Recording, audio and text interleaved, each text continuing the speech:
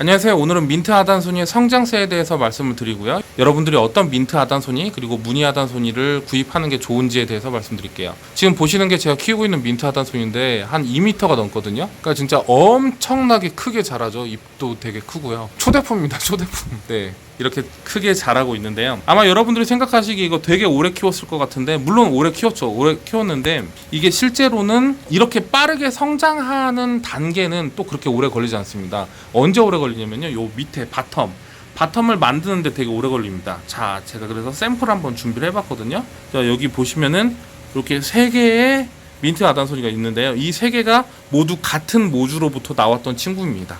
네.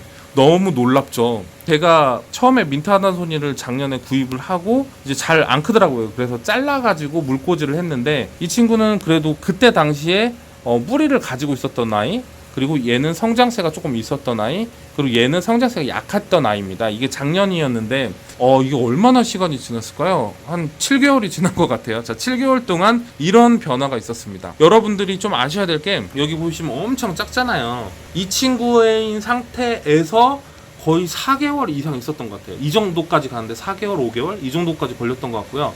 이게 어느 정도 형태가 잡히고 나서 갑자기 요렇게 큰 잎이 나옵니다. 여기처럼 높아지면서 굉장히 성장세가 커진다라는 걸 알 수 있습니다.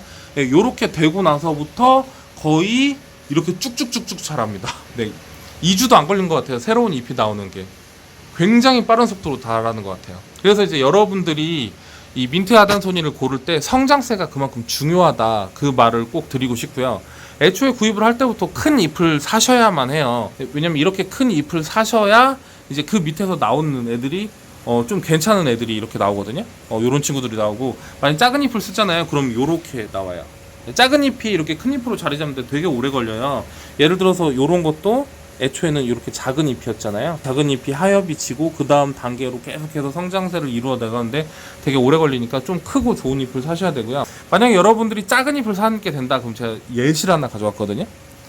보면은 이게 무늬 하단손입니다. 이게 여러분들 보기 힘드시겠지만 제가 가까이 한번 잡아볼게요. 이겁니다. 무늬 하단손이에요. 하단손이류가 그런 것 같아요. 이거 여러분들은 얼마나 키웠을까요? 이거 1년 넘게 키웠습니다. 1년 동안 이 상태인 거예요. 이 상태. 네.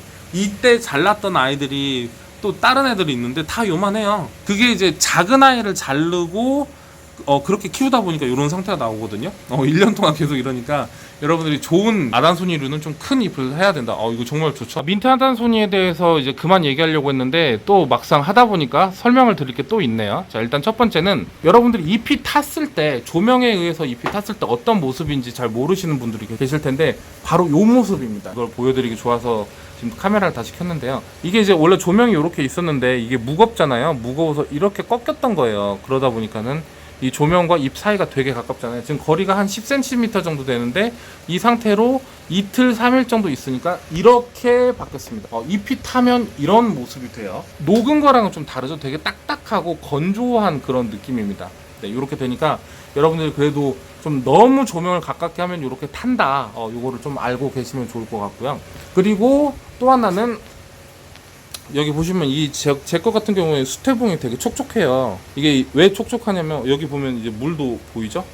이 수액 세트 때문에 그렇습니다. 제가 이제 쇼츠로도 만들어서 올렸었는데 쇼츠는 사람들이 잘 안 보더라고요. 그래가지고 그냥 다시 찍었습니다. 여기 수액 세트는 우리가 병원에 가서 넣은 거 맞는 거 그거거든요. 약국에서 파니까 이거 해가지고 수태봉에다가 물 한 방울씩 하면은 이 수태봉 전체가 굉장히 촉촉해집니다. 그럼 당연히 수태봉에서 물을 빨아먹을 수 있기 때문에 뿌리가 건조해지지 않고 굉장히 이렇게 성장을 하겠죠. 그래서 이렇게 수태봉이 촉촉한 상태에서 나중에 커팅을 하면 바로 식재를 해도 잘 자라더라고요.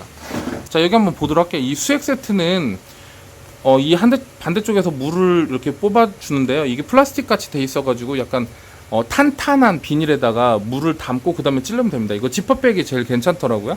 그래서 지퍼백에다가 화분을 넣고 이렇게 밑에서 딱 찌르면은 이렇게 나옵니다. 그리고 여기 보면은 이제 속도 조절하는 게 있으니까요. 여기 있죠. 이 속도 조절하는 걸로 물방울 나오는 속도를 좀 조정을 하시면 되고요.